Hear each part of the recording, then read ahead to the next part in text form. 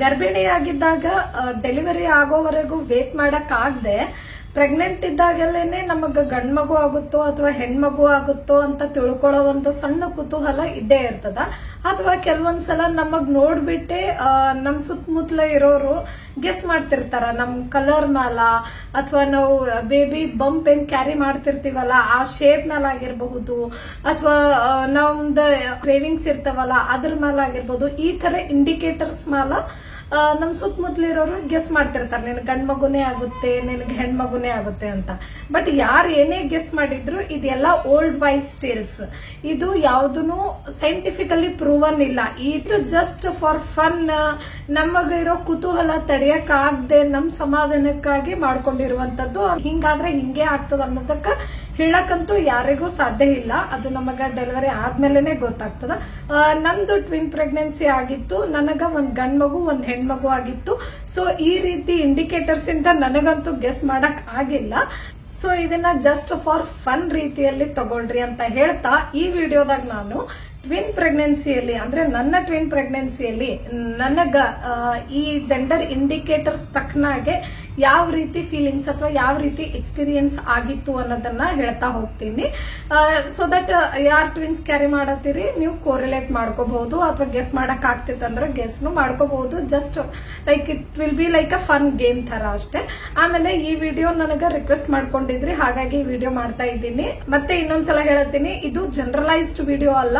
ಈ ವಿಡಿಯೋದಾಗ ನನ್ನ ಎಕ್ಸ್ಪೀರಿಯನ್ಸ್ ನಾನು ಶೇರ್ ಮಾಡ್ತಾ ಇದ್ದೀನಿ. ನನ್ನ ಹೆಸರು ಗಂಗಾ. ನನ್ನ ಚಾನಲ್ ನಮಸ್ತೆ ಗೆಳತಿಗೆ ನಿಮ್ಗೆಲ್ರಿಗೂ ಸ್ವಾಗತ ಕೋರ್ತಾ ಈ ವಿಡಿಯೋನ ಸ್ಟಾರ್ಟ್ ಮಾಡ್ತೀನಿ. ಮೊದಲನೇ ಸೈನ್ ಅಥವಾ ಇಂಡಿಕೇಟರ್ ಯಾವ್ದಂದ್ರೆ ಹಾರ್ಟ್ ರೇಟ್. ಈ ಹಾರ್ಟ್ ರೇಟ್ ಮುಖಾಂತರನು ನಮಗ್ ಗಂಡ್ಮಗು ಆಗುತ್ತೋ ಹೆಣ್ಮಗು ಆಗುತ್ತೋ ಅಂತ ಗೆಸ್ ಮಾಡ್ತಾರ. ಸಿಂಗಲ್ ಕ್ಯಾರಿ ಮಾಡ್ಬೇಕಾದ್ರೆ ಇದು ಈಸಿ ಕ್ಯಾಲ್ಕುಲೇಟ್ ಮಾಡಕ.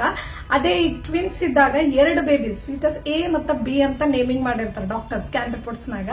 ಸೊ ಹಾರ್ಟ್ ರೇಟ್ ನ ನೀವು ಚೆಕ್ ಮಾಡ್ತಾ ಹೋದಂಗ ಏನಾಗ್ತದ, ಪ್ರತಿ ಸಲನು ಸ್ಕ್ಯಾನ್ ಹೋದಾಗ ಹಾರ್ಟ್ ರೇಟ್ ವೇರಿಯೇಷನ್ ಆಗ್ತಾನೆ ಇರ್ತಾವ ಎರಡು ಬೇಬೀಸ್. ಈಗ ನನಗ್ ಒಂದ್ ಗಂಡು ಒಂದ್ ಹೆಣ್ಣು ಇತ್ತು. ಹಂಗ್ ನೋಡಿದ್ರೆ ಎರಡೂ ಬೇಬೀಸ್ ಇಂದು ಹಾರ್ಟ್ ರೇಟ್ ಡಿಫ್ರೆಂಟ್ ಆಗಿರ್ಬೇಕು. ಅಂದ್ರೆ ಒಂದ್ ಗಂಡ್ ಮಗು ಇರೋ ಕಾರಣ 140 BPM ಗಿಂತ ಕೆಳಗ್ ತೋರಿಸ್ಬೇಕು ಹಾರ್ಟ್ ರೇಟ್. ಇನ್ನೊಂದ್ ಹೆಣ್ಮಗು ಇರೋ ಕಾರಣ 140 BPM ಗಿಂತ ಜಾಸ್ತಿ ತೋರಿಸ್ಬೇಕು ಹಾರ್ಟ್ ರೇಟ್ ಯಾವಾಗ್ಲೂ.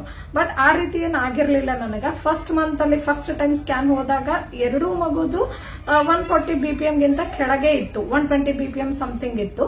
ಅದಾದ್ಮೇಲೆ ನೆಕ್ಸ್ಟ್ ಟೈಮ್ ಎರಡೂ ಮಗುದು ಸೇಮ್ ಹಾರ್ಟ್ ರೇಟ್ ಇತ್ತು, ಅದು 140 BPM ಗಿಂತ ಜಾಸ್ತಿನೇ ಇತ್ತು.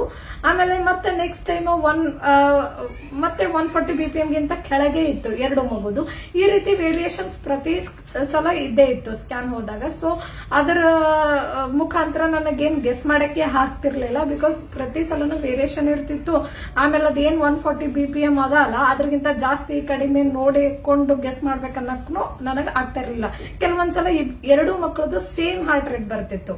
ಓವರ್ ಆಲ್ ಹೇಳ್ಬೇಕಂದ್ರ ಪ್ರತಿ ಸಲನು ಏನ್ ಹಾರ್ಟ್ ರೇಟ್ ಬರ್ತಿತ್ತಲ್ಲ ಅದು ವೇರಿಯೇಷನ್ ಆಗ್ತಾ ಇರ್ತಿತ್ತು. ನೆಕ್ಸ್ಟ್ ಇಂಡಿಕೇಟರ್ ನಮ್ಮ ಸ್ಕಿನ್ ಟೋನ್. ನಮ್ಮ ಸ್ಕಿನ್ ಟೋನ್ ಅಕಸ್ಮಾತ್ ಬಹಳನೇ ಫ್ರೆಶ್ ಆಗಿ ಗ್ಲೋಯಿಂಗ್ ಆಗಿ ಇತ್ತು ಅಂತಂದ್ರ ಗಂಡ್ ಮಗು ಅಂತ ಹೇಳ್ತಾರ. ಮತ್ತೆ ಡಲ್ ಆಗಿತ್ತು ಅಂದ್ರೆ ಹೆಣ್ಮಗು ಅಂತ ಹೇಳ್ತಾರ. ಮತ್ತೆ ಕಮೆಂಟ್ ನಾಗ ಹೇಳ್ಬಾಡ್ರಿ ನನಗ ಉಲ್ಟಾ ಹೇಳತ್ತೀರಂತಂದು ಅಥವಾ ಸೀದಾ ಹೇಳತ್ತೀನಂತ. ಯಾಕಂದ್ರೆ ನನ್ ಸುತ್ತಮುತ್ತಲಿರೋರು ನನಗೆ ಹೇಳಿದ್ದು ಈ ತರನೇ ಗೆಸ್ ಮಾಡಿದ್ದು. ಸೊ ಅದರ ಬೇಸಿಸ್ ಮೇಲೆ ಹೇಳತ್ತೀನಿ. ನೀವ್ ಯಾವ ರೀತಿ ಆದ್ರೂ ತಗೋರಿ, ಹಿಂಗಿದ್ರ ಹಂಗಂತಾರೆ ತಗೋರಿ, ಹಂಗಿದ್ರೆ ಹೆಂಗಂತಾರೆ ತಗೋರಿ. So coming back, over all ಏನಂದ್ರ ನನಗ ಅಂದ್ರ ಈಗ ಡಲ್ ಸ್ಕಿನ್ ಇದ್ರೆ ಹೆಣ್ಮಗು ಆಗ್ಬೇಕಲ್ಲ. ಸೊ ನನಗೆ ಎರಡು ಟೈಪ್ ಆಗ್ಬೇಕಾಯ್ತು. ಅಂದ್ರ 9 ತಿಂಗಳಲ್ಲಿ ಅರ್ಧ phase of pregnancy dull skin ಇರ್ಬೇಕಾಗಿತ್ತು, ಅರ್ಧ phase of pregnancy fresh and glowing skin ಇರ್ಬೇಕಾಗಿತ್ತು ನನ್ನ ಸ್ಕಿನ್ ಟೋನ್.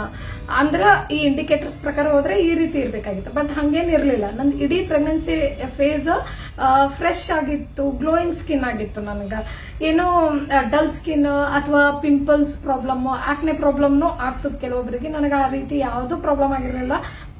ಇಡೀ ಫೇಸ್ ನಂದು ಒಂಥರ ಗ್ಲೋ ಇತ್ತು ನನ್ನ ಪ್ರೆಗ್ನೆನ್ಸಿಯಲ್ಲಿ.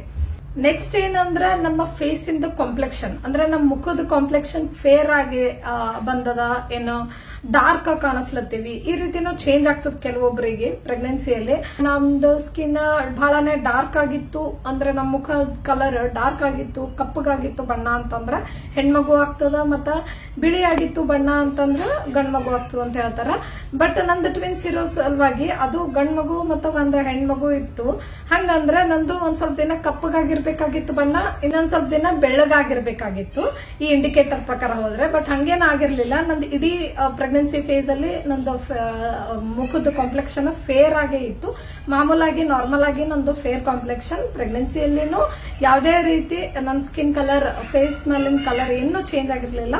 ನೆಕ್ಸ್ಟ್ ಇಂಡಿಕೇಟರ್ ನಮ್ ಹೊಟ್ಟೆ ಶೇಪ್ ಅಂದ್ರೆ ನಮ್ ಬಂಪ್ ಶೇಪ್ ಮೇಲೆ ಗೆಸ್ ಮಾಡ್ತಾರ. ಸೊ ಈ ಬಂಪ್ ರೌಂಡ್ ಆಗಿ ಬಂದ್ರೆ ಒಂದ್ ಜೆಂಡರ್ ಅಂತ ಪ್ರೆಡಿಕ್ಟ್ ಮಾಡ್ತಾರ. ಸ್ವಲ್ಪ ಓವಲ್ ಶೇಪ್ ಅಲ್ಲಿ ಬಂದಿದ್ರೆ ಇನ್ನೊಂದ್ ಜೆಂಡರ್ ಅಂತ ಪ್ರೆಡಿಕ್ಟ್ ಮಾಡ್ತಾರ.